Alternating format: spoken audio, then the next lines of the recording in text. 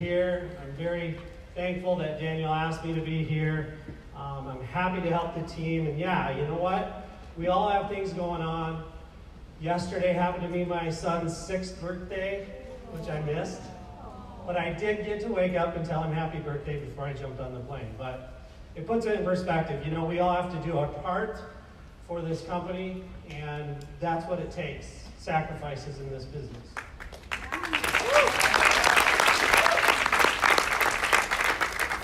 So I have about 35 minutes. I don't think I can get done that quick, but I'm going to fire through some of this stuff.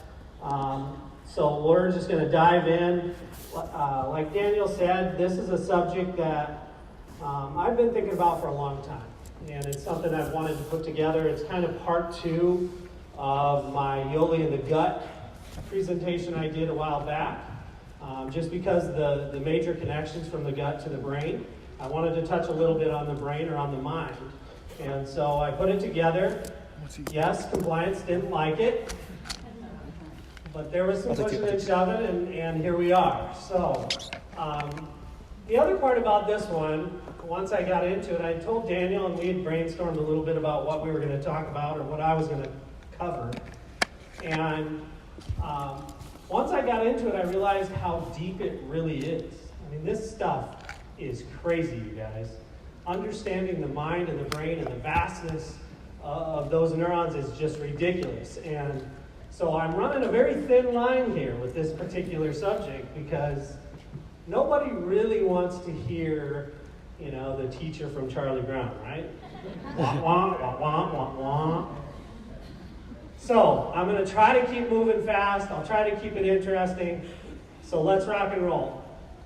Goals for this presentation. We're going to talk a little bit about the intro to the brain. We're going to talk about brain dis-ease. There again lies a compliance issue. I don't say disease, I said dis-ease.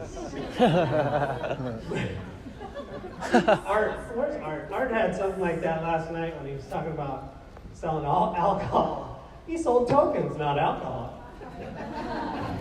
So we're going to talk about the brain-gut connection, some nutrients, which is where Yoli's really going to fit in, and then at the very end, really tie it all together on the BLP side and the power of the mind. So, the miracle mind, composed of approximately 100 billion neurons, making 100 trillion connections. 100,000 miles of blood vessels, 3 trillion messages to the brain every second. It consumes 20% of the body's energy on a daily basis. So as it turns out, if you feel a little sluggish or you're just tired all the time, maybe you're not out of shape, you just have a really big brain.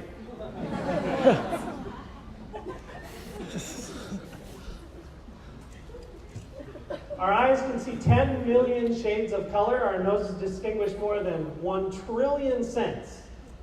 Our tongue detects 100,000 different tastes. Our ears hear thousands of sounds from 20 to 20,000 hertz. There's 289 million receptors in just our skin. This is all information traveling to the brain. At the very bottom, you see afferent messages exceed efferents by 40 to 1. What does that mean? Your body is like a safety pin, right? So you have nerve messages going out to the organs and systems. Those are called efferents. And you have messages traveling from the body back to the brain. Those are called afferents. Afferent messages outnumber the efferents 40 to 1, the ratio.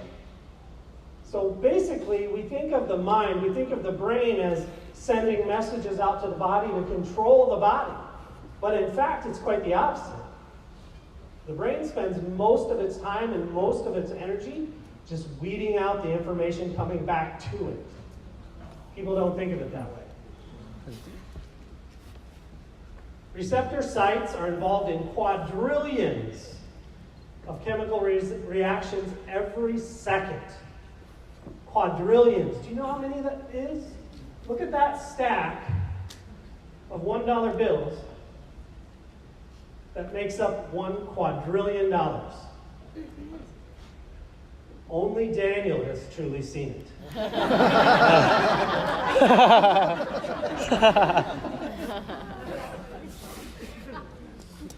Those chemical reactions involve neurotransmitters, hormones, and peptides. Peptides are basically amino acids bonded together. What is so important about that? Those are the very things we can have an effect on. Those make up 98% of all messages in the brain. Neurotransmitters, hormones, and peptides.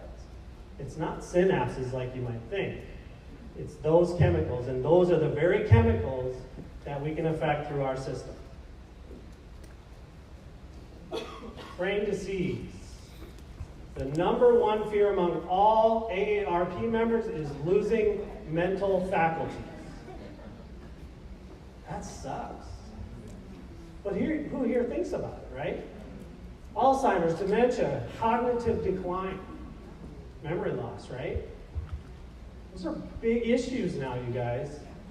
Show of hands, who all here either has somebody in the family or knows somebody very close that suffers with one of these issues? Yeah, look around. It's nearly everyone.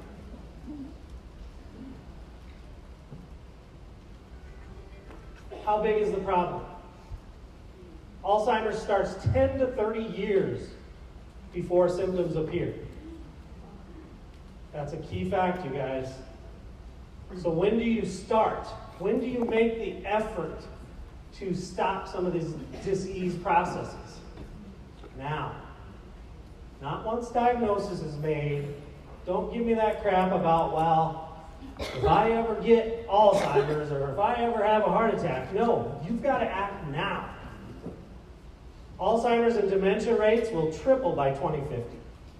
50% of people 85 and older will be diagnosed or have symptoms of Alzheimer's or dementia. 50%. Divide the room right here. You guys are screwed. I'm standing over here. Total payments for health and long-term care for Alzheimer's and other dementias equal $203 billion. That was 2013, according to the Alzheimer's Association. As of 2018, which we just finished, it jumped to $277 billion. It's growing by leaps and bounds. And that's money we're spending. $185 million just in Medicare costs. Who's paying for Medicare? Yeah.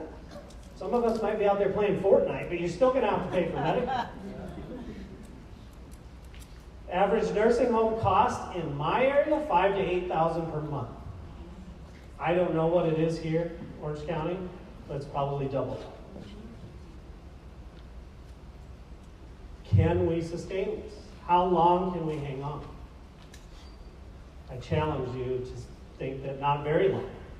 We will go broke as a country if we don't make some changes. So what's the answer? The current position of the medical associations and Alzheimer's disease associations is, quote, it is the only disease in the 10 leading causes of death in the United States that cannot be cured, prevented, or slowed. That is small thinking.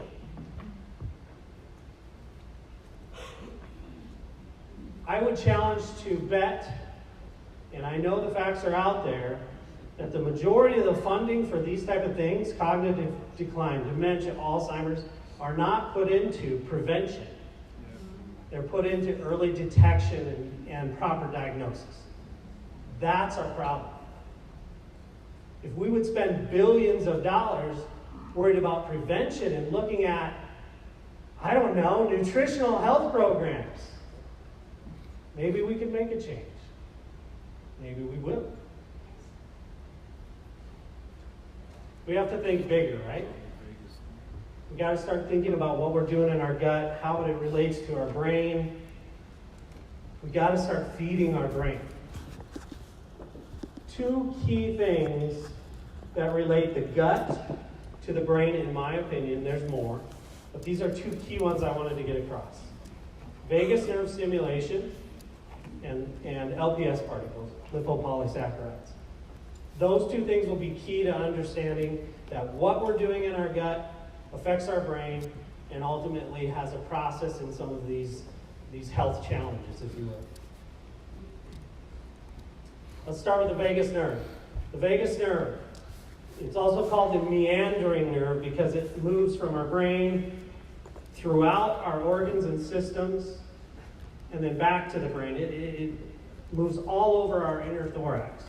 It's the walkie-talkie from the gut to the brain. It reads the microbiome and initiates response to pathogenic organisms. So it's reading what's going on in our gut at all times. Stimulation of this particular nerve strengthens memory. And then to the far right there is really, really important. 90% of the nerve fibers carry info from the gut to the brain. This nerve, people, connects to almost every organ in our thorax. And 90% of the fibers are carrying gut messages to the brain. That's because the gut has 500 million neurons of its own. That's why they call it the second brain. It has its own nervous system, the enteric nervous system. So our gut plays a huge role in some of these disease processes. And it's proven. The vagus nerve and BDNF, brain-derived neurotrophic factor. There's your wah, wah, wah, wah, wah. Forget the terms. Forget BDNF. Forget brain-derived neurotrophic factor. Think of it as like brain nectar or something, you know? We'll call it brain nectar. BDNF is a natural antidepressant. It helps with glucose and lipid metabolism, so it breaks down sugars, breaks down fats, helps with insulin sensitivity, appetite suppressant, so it has to do with our leptin and leptin receptors and energy metabolism. So it's a key factor in everything that we're talking about with the Yoli products, right? But down here, the higher your levels of BDNF or brain nectar, the lower your risk of all dementias. So what does that have to do with the vagus nerve? Well, when you stimulate the vagus nerve, it causes binding of this brain nectar in your brain. So if we can get that vagus nerve to stimulate, we can get BDNF or brain nectar to bind up here, you can reduce your chances of all dementias. It's key. So how do we stimulate? How do we unlock the power, if you will, of the vagus nerve? First of all, deep breathing. Do y'all know what deep breathing really is? It's not raising your shoulders this way, it's sticking your belly out. Right? A true deep breath, which we very rarely do, stimulates the vagus nerve. Simple, right? We can all do that. Washing your face with cold water. Turns out nobody knows why, but they know it does. It stimulates the vagus nerve. And then the last two are a little more along the lines of stuff we know about, stuff we've been talking about at Yoli for a long time. Positive thinking, right? That's Robbie 101. And then balancing gut bacteria. Again, we kind of go back to that same idea. LPS particles, lipopolysaccharides. Lipopolysaccharides or LPS particles are contained within the gut in a healthy person. They are part of the cell wall of all bacteria. Inside the gut, they're wonderful. They cause no problem. They do what they're supposed to do. No big deal. But if they get outside the gut, they are extremely troublesome to the human body. And they do that in leaky gut syndrome. You've probably heard that term. So LPS particles, highly inflammatory. Inflammation from LPS increased for up to 10 months post-injection. So in the liver, it's gone within 7 to 10 days, but in the brain, 10 months after they inject it, it still has traces causing inflammation of your brain. So imagine what's going on when you have daily leak of LPS particles from your gut crossing the blood-brain barrier and attacking your brain. It's an ongoing process, and it's something we have to shut down. It inflames brain cells and causes neuronal death, right? You remember your mom saying, well, don't hold your breath, kill those brain cells. Oh, you drank a beer, killed more brain cells. Turns out neither one of those is really that true, but this one is. And again, they leak through an unhealthy gut. So I'm going out on a limb here on this one, and this just came to me this morning. I think this is why, when your coach said, "Get your head out of your ass," that's why. Turns out it's scientific. Sorry. I went there. LPS, leaky gut in the brain. It's used in labs to induce Alzheimer's. Now look at that belly. That dude's got an Audi. It's used in labs to induce Alzheimer's in mice.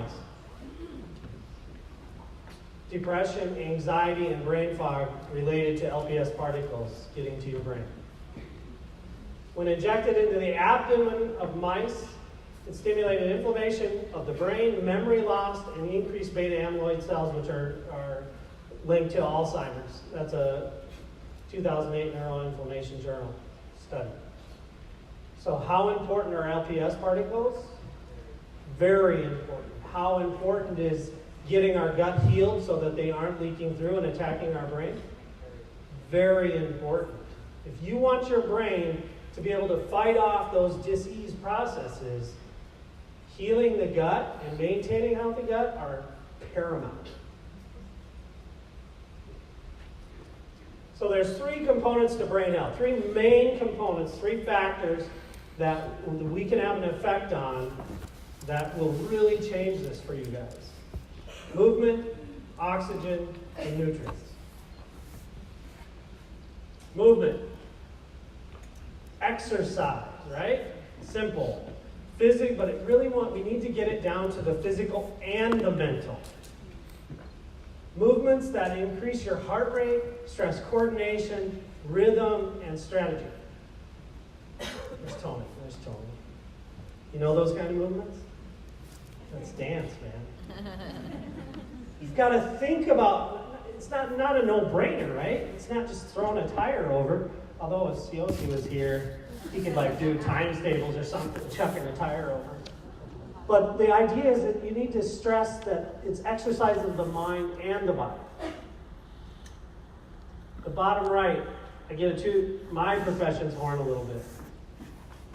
20% change in brain function after chiropractic adjustment. That was a neuroplasticity study, 2007. So movement is life. Movement affects your brain. It's not just thoughts, it's movement. Movement creates our reality through our mechanoreceptors. Hundreds of thousands, millions of mechanoreceptors throughout the human body. It is the one constant system in the human body as far as stimulus back to the brain. It is the only constant stimulus to the brain. There are constant systems that put stimulus out, like the cardiovascular system, but the mechanoreceptors never stop working. You are always under gravity, so they will always be firing. And just a little bit of a mishap in the mechanoreceptors can throw everything off. Lack of movement or restriction of movement of one spinal segment changes how your brain perceives and thinks about basically every other sensory input coming in. So it really does create our reality. If we lack movement, our entire reality changes. I jumped on a plane in Denver on my second leg, and I sat down by a lady from northern Canada, somewhere, BC. And we got to talking about different things, and it was really interesting because about halfway through that flight, she asked me what I did after she talked for an hour and a half. But I listened. And she finally asked me what I did. I said, I'm a chiropractor. She said, oh, that's interesting. She goes, I have a chiropractic story. And I'm like, here we go. I got this neck, everything we go. Oh. Everywhere I go, it's, oh, yeah, I need to come see you. I just walk around town just to get business. But she says something very interesting. She says, I learned at a very young age, I was 16 years old, I learned that when my mind changed and I started to get depressed to the point of having suicidal thoughts, I knew I needed to go see my chiropractor. Now, she had no idea what I was doing or why I was coming here, what I was talking about. It's divine.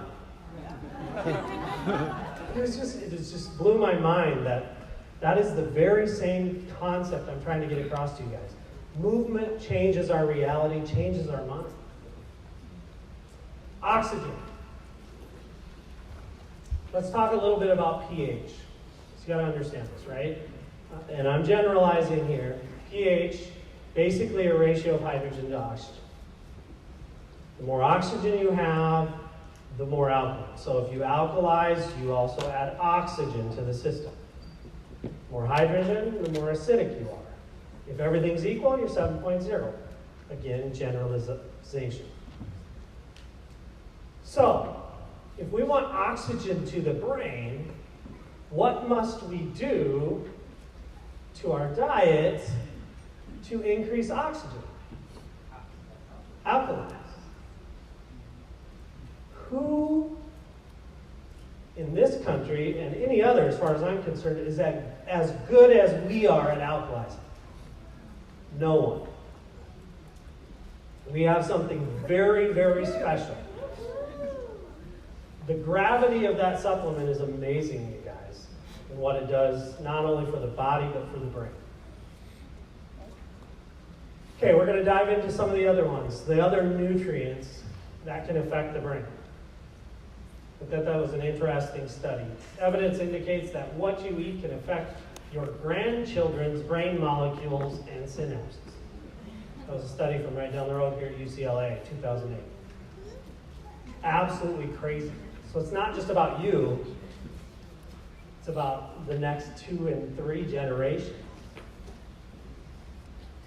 So amino acids. Amino acids, hugely important to brain function. They can cross the blood-brain barrier. They stimulate synthesis of most of our neurotransmitters. Remember those substances I said that make up most of the nerve connections, the chemical reactions? Those are the neurotransmitters. Neurotransmitters then create a message. The message travels on the neurons, and receptors receive them. That little movement of information allows your brain to perform billions of calculations per second. You can't tell me that God didn't make this body. Where do we get amino acids? That's right. We have a complete source, one of the best in the industry, in my opinion.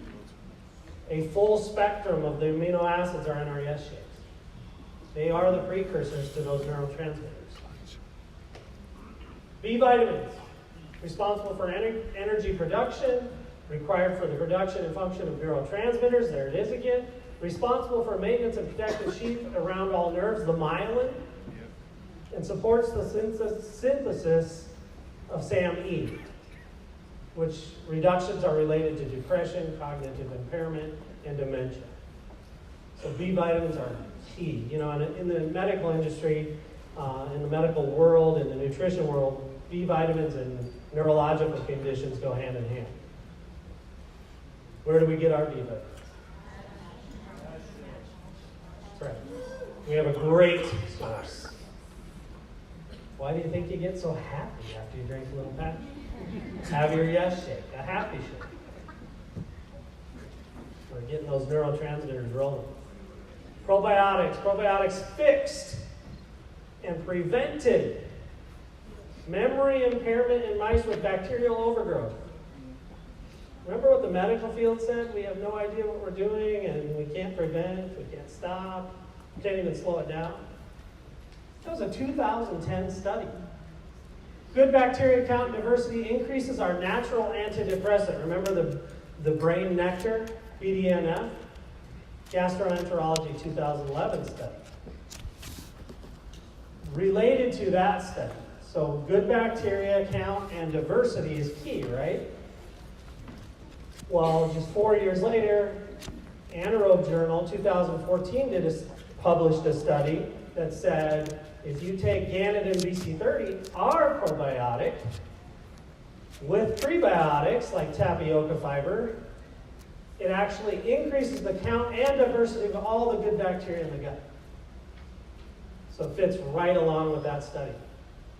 Human tests showed that those taking probiotics for 4 weeks scored higher on memory tests, reported less stress and anxiety. We are happy people in Yoli.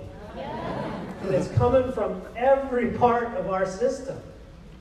Society of Neuroscience 2015. So where do we get ours? Here, all the darn. Fiber. Fuels our gut microbes. Consuming fiber increases production of butyrate, which reduces inflammation of brain cells. This inflammation is one of the chief causes of cognitive decline, memory loss, altered thinking. Frontiers of Immunology, that was just this last year. Another key component. Where do we get ours? Resolve. That's our tea kit, you guys. That's just our tea kit.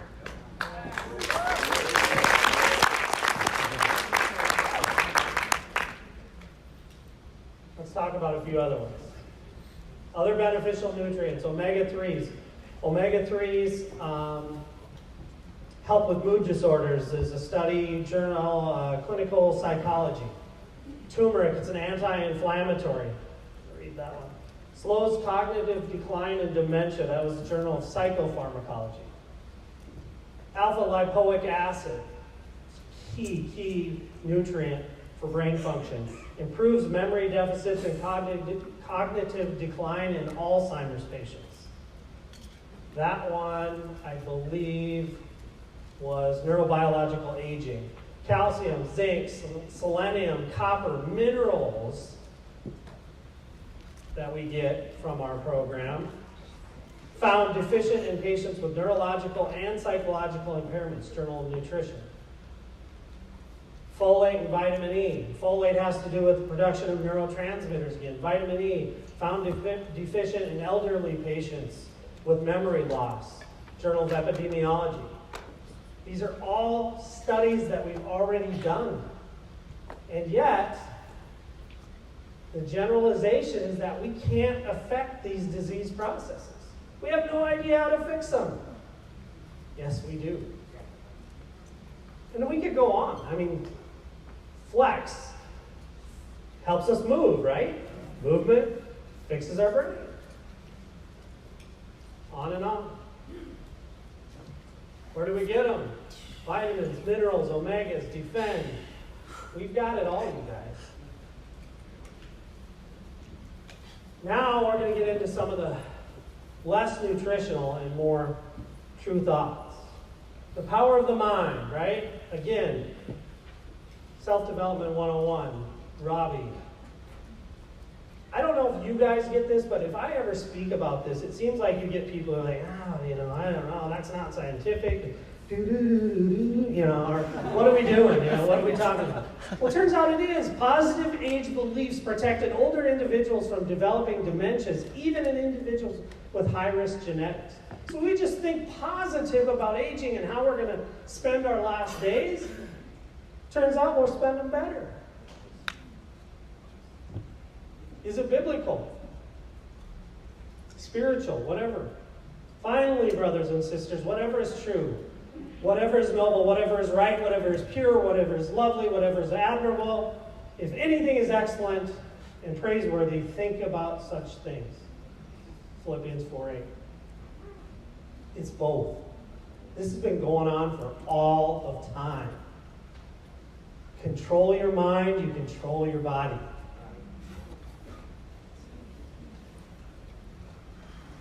BLP. It's something that we've done very well in this company. And that comes from the top. Bobby, Darren, Robbie, Corey, have done an amazing job developing our culture, the Yoli Nation. But it turns out it's also scientific. Feeling socially connected activates regions of the brain that release neuropeptides like oxytocin, which boosts our immune system and reduces brain damage due to inflammation. Nature Neuroscience 2012. So there it is. It's right there in front of you. It's actually scientific. The brain's reward system responds as strongly to social rewards as it does money.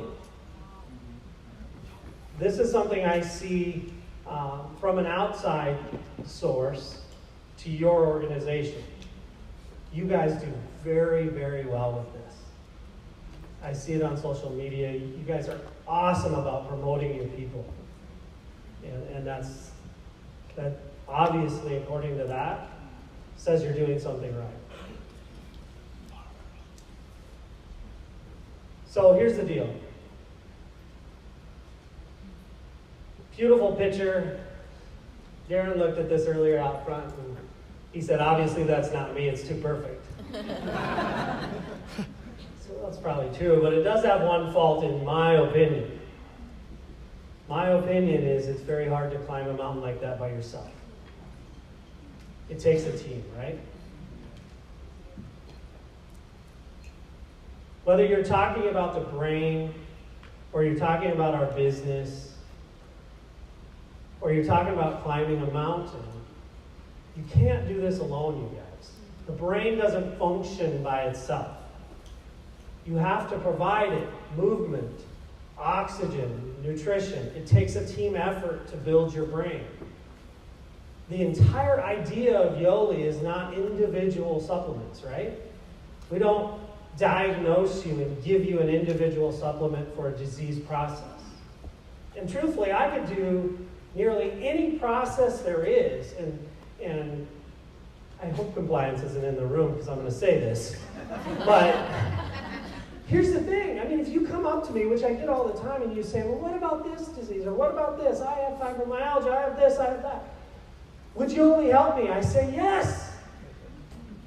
Because the truth is, we're not trying to heal anything. We're truly not even pushing to prevent anything. We are providing the human body the nutrients it needs to rebuild cells. The rest is up to God.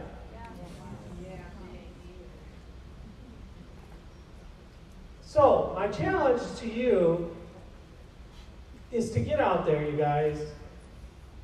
Help your customers climb their mountains, you know? Get over the hill.